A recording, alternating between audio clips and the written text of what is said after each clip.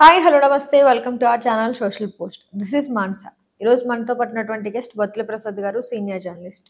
నమస్తే సార్. నమస్తే అమ్మా. సార్, ఈ Arjun son of Vyjayanthi movie కూడా రిలీజ్ కాబోతుంది ఈ మంత్లో మనకి. అంటే సినిమాస్ ఒక పెద్ద పెద్ద యాక్టర్స్ చేసిన సినిమాలే అన్ని వరుసగా లైన్లో ఉన్నాయి. సో ఒకటి నువ్వా నేనా అన్నట్టు పోటీ పడుతున్నాయి అనుకోవచ్చు.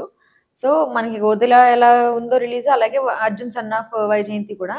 అందులో యాక్ట్ చేసిన వాళ్ళు కూడా పాత సినిమాల్లో హీరోయిన్లుగా చేసిన వాళ్ళు ఇప్పుడు మళ్ళీ కమ్బ్యాక్ ఇస్తున్నారు. సో ఈ స్టోరీ ఎలా ఉండబోతుంది, అంటే ఏంటి ఇది, దీని సంగతి అంటే టాక్ ఎలా ఉండబోతుంది, స్టోరీ వైజ్ చూసుకున్నా ఎలా ఉండబోతుంది అని అంటే ఇప్పుడు పోటీ కూడా ఉంది కాబట్టి ఏ సినిమాకి ఎక్కువ టాక్ రావచ్చు, ఏ సినిమాకి తక్కువ టాక్ రావచ్చు, లేదా సినిమాలు ఎలా ఉండబోతాయి అనేది మీ ఉద్దేశం ప్రకారం చెప్పండి. ఈ సినిమా గురించి మన విజయశాంతి గారు Vyjayanthi, son of Vyjayanthi cinema గురించి మంచి టాక్ ఉంది బయట.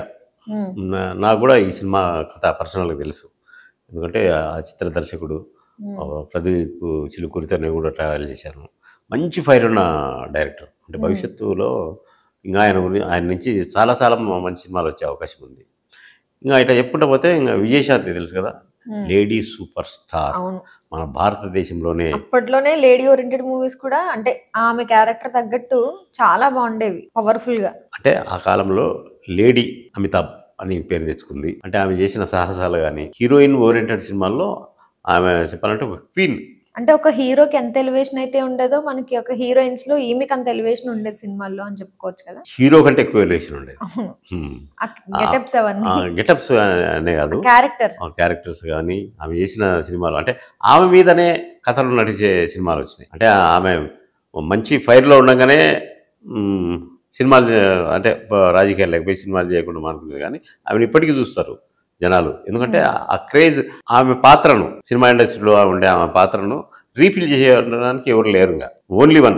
అప్పటికీ ఆమెనే, ఇప్పటికీ ఆమెనే. అంటే మన భారతదేశంలో ఒక ఐపీఎస్, మొట్టమొదటి ఐపీఎస్ ఆఫీసర్ కిరణ్ బేడి అని ఉండేది. దాదాపు మన తెలుగు సినిమా ఇండస్ట్రీలో చూసుకుంటే ఈవెన్ ఒక కర్తవ్యము, ప్రతిఘటన, ఈ మామూలు సినిమాల అసలు అద్భుతమైన సినిమాలు చేసింది. అంటే ఓసే రాములమ్మ కానీ, ఓసే రాములమ్మ అయితే ఇప్పటికీ అది ఎప్పటికీ తాజా సినిమా అయితే. అంటే ఈమె నిర్మాతగా కూడా సినిమాలు చేసింది, అన్ని రకాలు చేసింది. కాబట్టి ఆమెను చూడడానికి ఇప్పటికీ మన డైరెక్టర్ ప్రదీప్ చిలుకూరి చెప్తున్నాడు, అడవిలో ఒక 2 గంటలు మడ్, అంటే బురదలో ఉందంట ఆమె. అంటే ఈ వయసులో ఆమెకు అవసరమా, అంటే సినిమా పట్ల ఆమెకున్న కమిట్మెంట్, సినిమా బాగా రావాలని. ఈ సినిమా కథ చెప్తానే ఆమె ఒప్పుకుందంట. ఇంకా కళ్యాణ్ రామ్ విషయానికి వస్తే, నందమూరి వంశంలో అతను ఒక ప్రత్యేకమైన వ్యక్తి. అంటే వాళ్ళ తాతగారు ఎన్టీ రామారావు గారు ఎలా అయితే సమయపాలన, క్రమశిక్షణ ఇవన్నీ పుణికిపుచ్చుకున్న వ్యక్తి కళ్యాణ్ రామ్. ప్లానింగ్ కూడా పక్కా ఉంటుందన్నమాట. ఈ సినిమాలో మన జూనియర్ ఎన్టీఆర్ ఉన్నాడు కదా, అతని పాత్ర కూడా ఉంది. పాత్ర అంటే సొంత అన్ననే కదా ఆయన. ఎన్టీఆర్ ఆర్ట్స్ కూడా ఈ సినిమా నిర్మాణంలో ఉంది. అంటే మళ్ళీ కళ్యాణ్ రామ్ సినిమాల్లో దేంట్లో కూడా ఎన్టీఆర్ ఆర్ట్స్ వాళ్ళ ఏదో బిజినెస్ భాగస్వామ్యం, అన్నదమ్ములు అట్లా. ప్రదీప్ చిలుకూరి చెప్పాము, ఈయన హీరో కళ్యాణ్ రామ్ గురించి చెప్పాము, విజయశాంతి గురించి చెప్పాము. వీళ్ళు ముగ్గురు కాంబినేషన్లో వస్తున్న ఈ సినిమా చాలా బాగుంది అనే టాక్ ఉంది. అది కాకుండా నేను ఒక సెంటిమెంట్ చెప్తా చూడు. తెలుగు సినిమా ఇండస్ట్రీలో కానీ ఎక్కడైనా కానీ సినిమాల జానర్లో ప్రేమ కథలు ఉంటాయి, ఫ్యాక్షన్ కథలు ఉంటాయి, యాక్షన్ కథలు ఉంటాయి, రకరకాలు ఉంటాయి. కానీ ఎప్పటికీ సజీవంగా ఉండేది ఒక సెంటిమెంట్ ఉంది తెలుసా, అదేంటంటే తల్లి కొడుకుల సెంటిమెంట్. దానికి ఇప్పుడు కాదు, ఇంకా 1000 ఏళ్ళ తర్వాత. ఎందుకంటే అదొక గొప్ప క్రియ కదా. తల్లి గర్భం నుంచే మన వాళ్ళు అంటారు, ఇది ఒక సామెత ఉంది, తల్లి నిజం తండ్రి నమ్మకం. అంటే తల్లి పాత్ర అంత గొప్పది. అంటే తల్లి పేగు తెంచుకొని పుడతాం మనం. అంటే ఆమె పొట్ట మీద మరకలుగా పుడతాం మనం పుట్టినందుకు.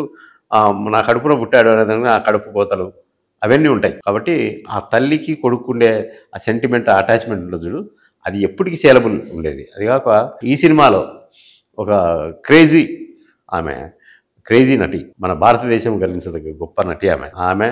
ఇతను ఏదో చేయాలనే తపన ఉండే కళ్యాణ్ రాము, మంచి ఫైర్ మీద ఉండే దర్శకుడు ప్రదీప్ చిలుకూరి. అతను అంటే 1-2 సినిమాలకే అంత పెద్ద బ్యానర్లో అంత పెద్ద బాధ్యత. కథ చెప్తానే ఒప్పేసుకుందంట ఆమె విజయశాంతి, నేను చేస్తాను అని చెప్పి ఇప్పుడు కళ్యాణ్ రామ్ కూడా చెప్పిందంట. అంటే చాలా ఇంట్రెస్టింగ్గా అందరూ ఉత్సుకతో ఎప్పుడు వస్తుందా అని ఈ సినిమా కోసం అందరూ ఎదురు చూస్తున్నారు. ఈ సినిమా కూడా మంచి విజయం సాధించాలని కోరుకుందాం.